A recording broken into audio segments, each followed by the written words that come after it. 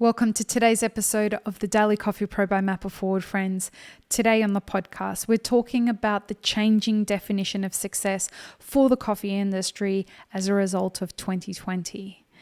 Not 12 months ago, what we considered to be success was things like our percentage profit, net profit margin, how many people we got through our doors every day, how much social media engagement we had. Other marks of success had been how many wholesale clients we had. The landscape has completely changed. The business model has completely changed. And as we move into the final quarter of 2020 and we start to look at what our planning is for 2021, it's important for us to understand what's on the table to be defined as success and how we can manage our expectations as we move forward. So, as the pandemic started, we started to see that there was a group of companies that closed almost immediately. And by immediately, I mean within the first month or two of the pandemic being declared. So let's say that the pandemic really hit our industry hard around the 15th of March, April, May. So a lot of businesses we saw starting to close at the end of May. Now what we're starting to see as we move closer towards December, and we're currently in the last days of September, what we're finding is that companies that did have a little bit of cash reserves, who didn't close in the first couple of months of the pandemic, are now starting to feel so financially stretched.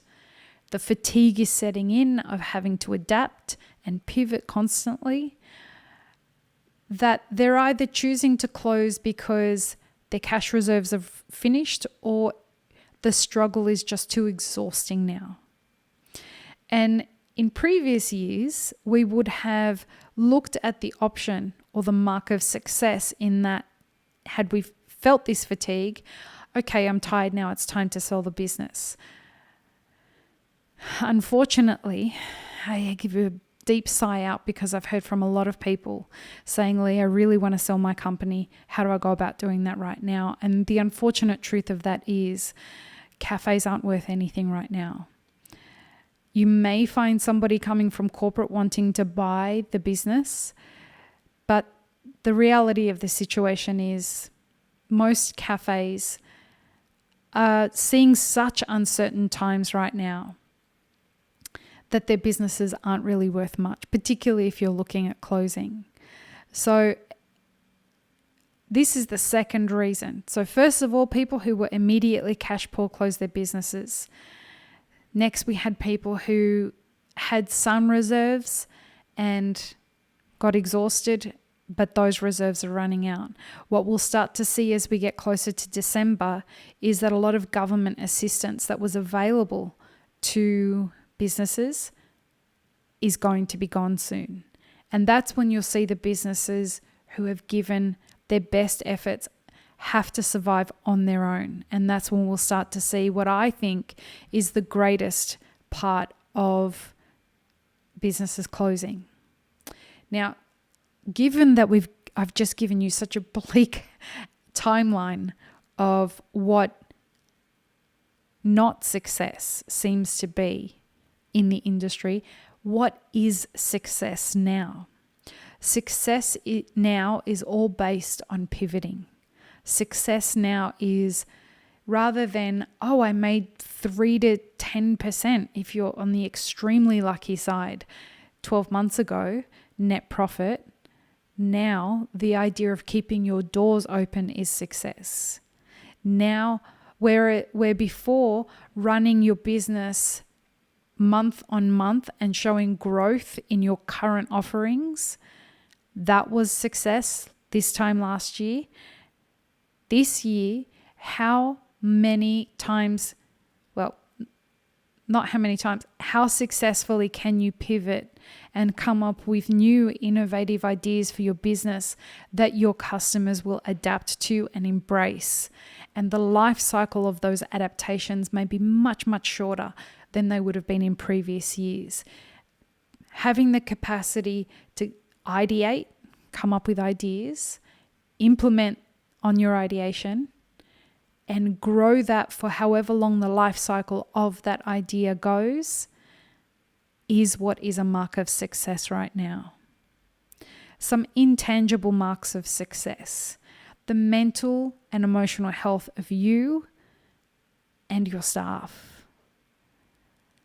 In an upcoming episode, we're going to talk about how the financial stress is weighing on your mental health and how to have conversations about money, uncomfortable conversations about money.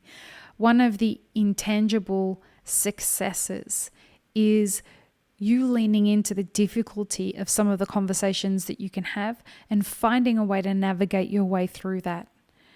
Doing that successfully and making sure that you're not running away from having these conversations is an important intangible mark of success.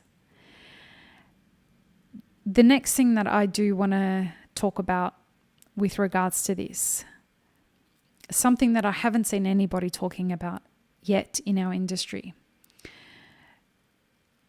As we recalibrate what the idea of success is, the competition in our industry was vicious before the pandemic. This pandemic has humbled a lot of people. And when it comes to success, there's a real, attraction. There's a temptation, that's the word that I want to use. There's a temptation to lean on the idea that, well, it's everyone for themselves now. So it's fine if I screw people over. This is not a time to screw people over. This is not a time to screw your suppliers over. This is not a time to screw anybody over so that you can be more successful. You know, if doing the hard stuff has taught me anything, it's that balance is a very real force.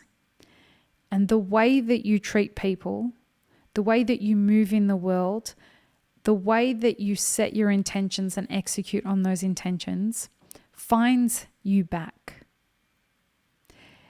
And this is a time to spend a lot of compassion. Spend your compassion. Spend your empathy. Spend it on yourself as well. But find your marks of success in ways that have integrity. The audience of this podcast is a really high quality audience. I'm very, very proud of that.